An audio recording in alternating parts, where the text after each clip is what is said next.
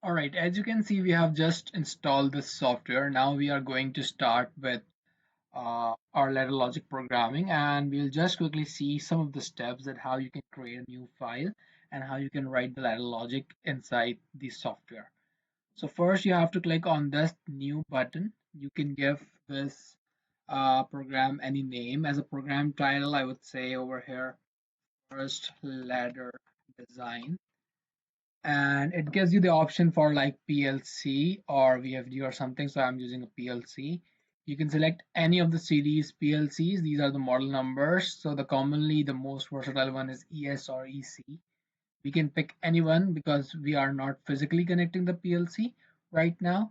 So by default COM0 port has been selected, but there is like lots of setting over here. You can choose from Ethernet or USB or other ports. So it depends on how you will communicate with your PLC. Normally there is a serial to USB converter that you will use in practical domains, but right now we are more concerned about designing our first ladder logic.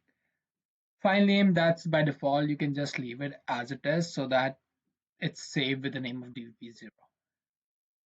Once you create OK, all of the programs, like all of the functions and all of the things will become available to you. I would highly encourage you all to like go through the manuals. That's the previous part of this lab, so that you know what all these buttons are, what does they represent. You will eventually knew it like in these videos, but I will highly encourage you that if you have time, just spend good amount of time in understanding what all these buttons are there for. So there are like two windows that are open right now. We'll close this instruction list one window, and we will just make sure that this ladder diagram is fit on the complete screen so that's clearly seen. Now in this first part, that's our working space where we have to define our ladder logic. So in this first part, I am going to select design the normally open and normally closed concept, right? So that F1 over here, you can see that's a normally open contact, right? So the X is normally used for the inputs and Y are used as outputs in this PLC ladder logic over here. Device number you can specify from the range from 0 to 117, like you can take these much amounts of inputs into your consideration. So as soon as select OK, that's the first input that's over here. And as you can see over here, F7 is the output coil. We'll use that as the output coil. So this is a single complete ladder for a normally open contact.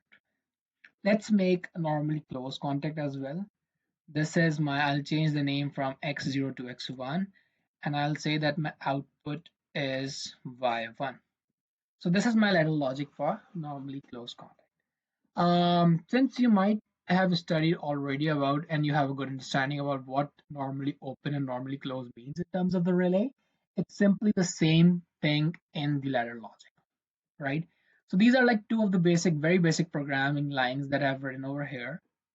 And the next thing is that I am going to compile this code. So this is a button over here which says code from ladder to code. So you are doing actually the compilation. As soon as you click on that compile, another ladder is like inserted at the end which says it's the end, like it's fully compiled and there are like no errors in the code, right? So that means our code has successfully compiled. Right now, we do not have a physical PLC. So what we need to do is we need to enter in the simulation world, right?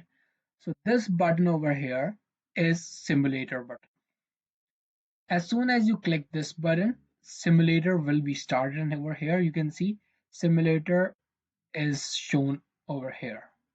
So now our code, our this practical code is connected to a simulation based PLC. So what would be the next step to do that? This is the button which says write to PLC.